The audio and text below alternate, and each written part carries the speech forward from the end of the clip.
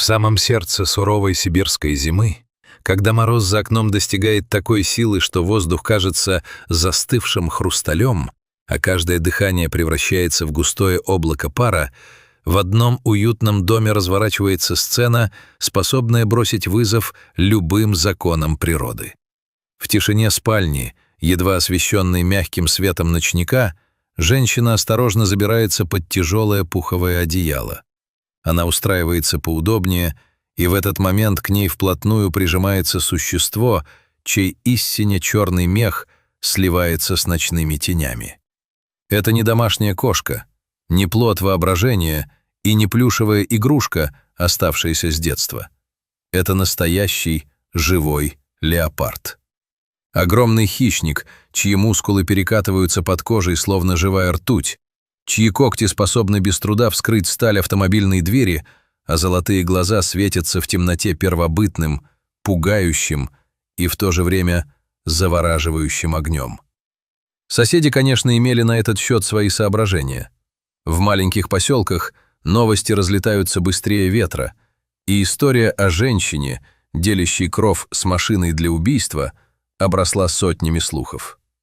Кто-то крутил пальцем у виска, кто-то шепотом предрекал неминуемую трагедию, а кто-то просто старался обходить этот дом стороной. Но каждое утро, игнорируя все человеческие предрассудки, леопардица по имени Луна мягкой пружинистой походкой пересекала пол спальни. Она запрыгивала на кровать с той непринужденной уверенностью, которая бывает только у полноправных хозяев дома. В ее движениях не было ни капли агрессии, ни тени рычания. Просто 40 килограммов дикой мощи зарывались под одеяло, ища тепла. Точно так же, как это делали миллионы обычных домашних котов на протяжении тысячелетий. И самым удивительным в этой истории было то, что Луна сама выбрала этот путь. Каждый день она заново принимала решение остаться с женщиной, которая когда-то вырвала ее из лап смерти, и с огромным добродушным ротвейлером, который стал для нее первым и самым важным учителем любви. Но эта история берет свое начало далеко от домашнего уюта и теплых одеял. Все началось в холодном сером вольере одного из сибирских зоопарков. Именно там на свет появилась маленькая черная точка, самочка леопарда, редчайший меланист, чья кожа и мех были темными, как сама бездна. Она была настолько крошечной, что могла бы уместиться в 2 сложенных ладонях, но ее появление на свет не было встречено материнской лаской. По неясным причинам, возможно, из-за стресса неволи, который непостижимым образом перекраивает инстинкты, формировавшиеся миллионы лет, биологическая мать отказалась от котенка. В мире дикой природы отказ матери – это смертный приговор, который приводится в исполнение немедленно. Котенок слабел с каждой минутой. Когда смотрители зоопарка осознали масштаб проблемы, Луна уже находилась в критическом состоянии. Это не была ситуация, требующая простого ухода. Это был тот самый момент, когда опытные ветеринары замолкают и отводят глаза, понимая, что шансы на спасение стремятся к нулю. Котенку нужно было не просто лечение, ей нужно было чудо и новый дом, где за ее жизнь будут бороться каждую секунду. Звонок раздался в доме Виктории, человека, чья жизнь уже была тесно связана с крупными кошками. Она не была просто любителем, начитавшимся энциклопедий или искателем острых ощущений. У Виктории был опыт, знания и, что самое важное, сердце, способное выдержать ту эмоциональную нагрузку, которую несет в себе забота о больном хищнике. Она не раздумывала ни секунды.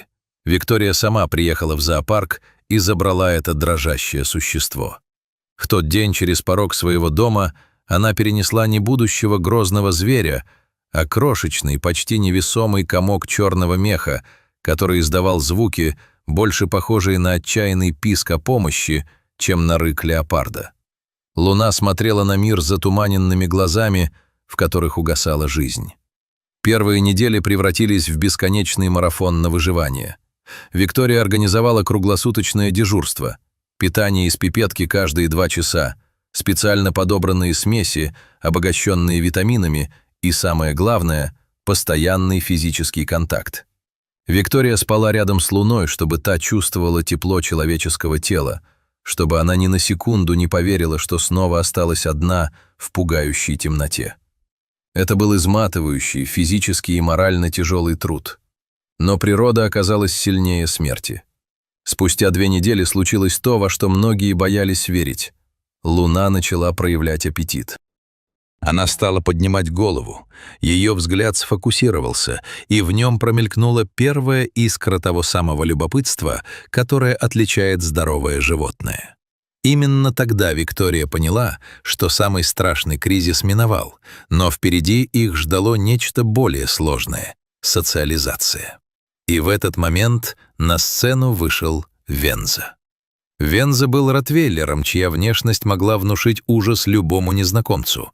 Массивная челюсть, широкая грудь, мощные лапы.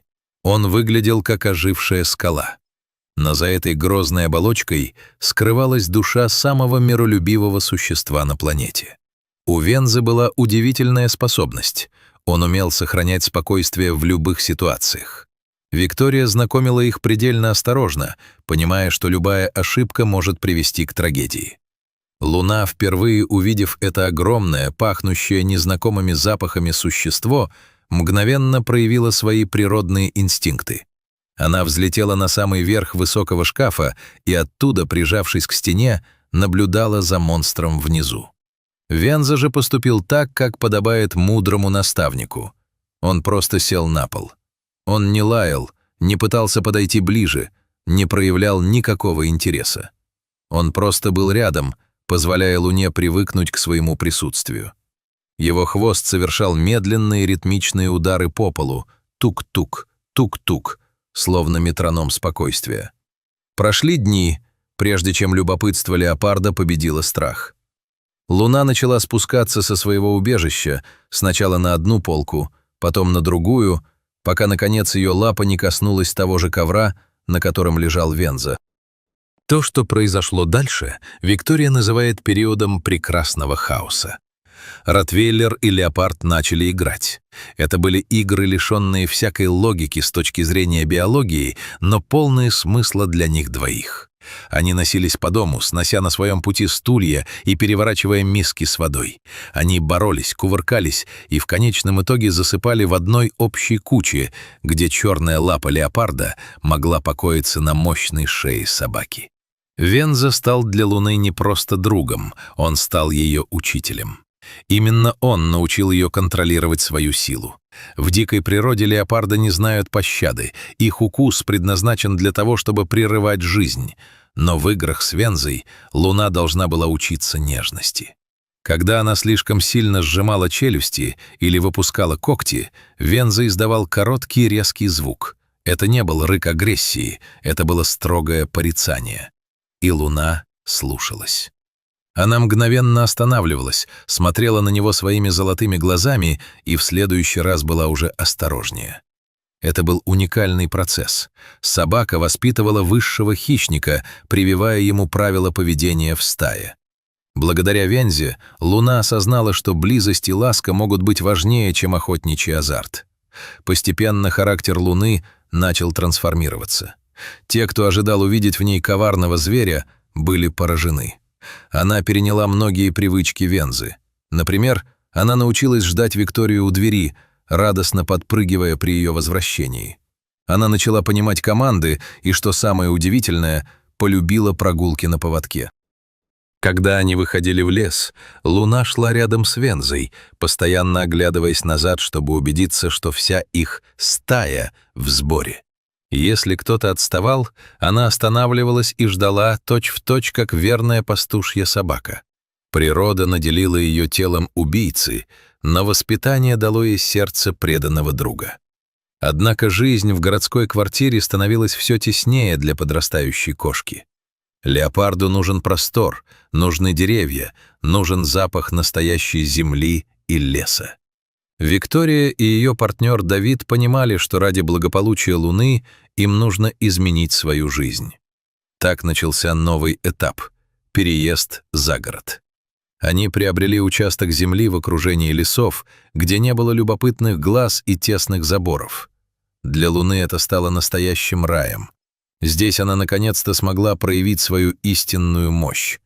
Виктория часто наблюдала, как Луна несется по заснеженному полю со скоростью, от которой захватывает дух.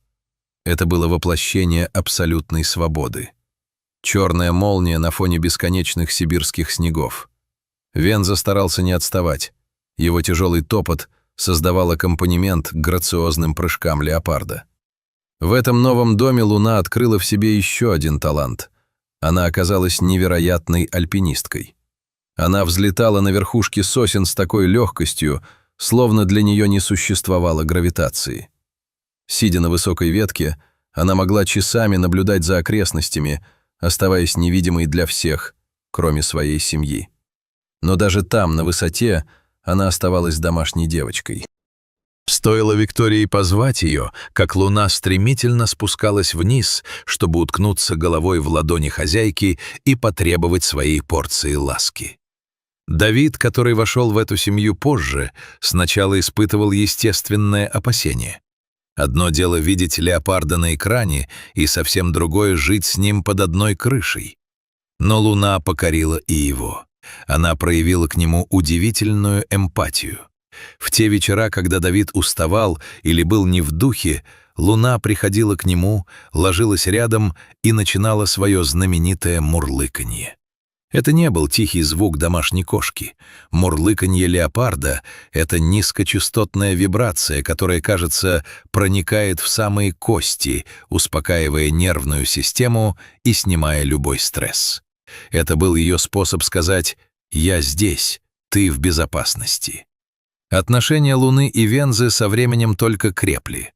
Они стали единым целым, своего рода межвидовым союзом, основанным на абсолютном доверии. Иногда, глядя на то, как они спят вместе на веранде, трудно было поверить, что в других обстоятельствах они могли бы быть врагами. Луна защищала Вензу, а Венза продолжал присматривать за младшей сестрой, следя, чтобы она не слишком увлекалась своими играми. Для Виктории это стало главным уроком. Дикое животное — это не монстр. Это существо, обладающее сложным эмоциональным миром, способное на привязанность, благодарность и даже юмор. Конечно, содержание леопарда — это огромная ответственность и ежедневный труд. Это не только игры и ласки, но и строжайшая диета, ветеринарный контроль и постоянное внимание к безопасности. Виктория никогда не забывает о том, кто такая Луна на самом деле. Она уважает ее природу, ее силу и ее потребности. Она не пытается превратить ее в игрушку, она дает ей быть леопардом, но леопардом, который знает, что такое доброта. История Луны стала известна далеко за пределами их региона. Люди со всего мира следят за ее приключениями в социальных сетях. Для многих Луна стала символом надежды и перемен. Она доказывает, что даже если начало твоей жизни было трагичным, и ты остался один против всего мира, всегда есть шанс найти свою стаю. Главное — встретить того, кто не побоится протянуть руку или лапу помощи. Зима в Сибири продолжается. Снег укрывает землю толстым белым ковром, скрывая следы и приглушая звуки. Но в одном доме на окраине леса всегда тепло. Там горит свет, пахнет хвоей и доносится мерное глубокое мурлыканье. Там женщина, мужчина, ротвейлер и черный леопард живут в мире, который они построили сами, вопреки всем законам природы. Они — семья, которую не выбирают по крови, но которую находят сердцем. Луна часто выходит на крыльцо в сумерках. Она вдыхает морозный воздух, ее ноздри трепещут, улавливая запахи далекой тайги. Возможно, где-то глубоко в ее памяти шевелятся отголоски предков, призывающие к одиночеству и охоте. Но затем она слышит звук шагов в доме, чувствует запах теплого хлеба и слышит ворчание Вензы, приглашающего к новой игре. Она оборачивается, ее золотые глаза вспыхивают теплом, и она заходит внутрь. Потому что леопард, который когда-то был обречен на гибель, нашел нечто более ценное, чем свобода дикого леса. Он нашел место, где его любят. И эта связь, возникшая между человеком, собакой и диким зверем, оказывается прочнее любых цепей и надежнее любых вольеров.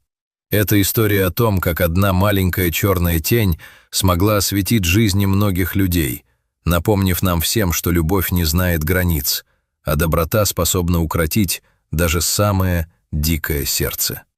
Сегодня луна — взрослое, сильное и невероятно красивое животное. Каждый ее дюйм — это совершенство эволюции. И сине-черная шерсть переливается на солнце, а каждое движение наполнено скрытой мощью. Но когда она видит Викторию, вся эта мощь превращается в нежность. Она может часами вылизывать руки своей спасительницы, проявляя ту самую заботу, которую когда-то получила сама. Глядя на них, понимаешь, что эта история еще далека от завершения. Впереди у них еще много зим, много совместных прогулок и тихих вечеров. И каждый новый день луна будет делать свой выбор. Выбор в пользу любви, семьи и того самого дома, где она перестала быть просто черным леопардом и стала просто луной.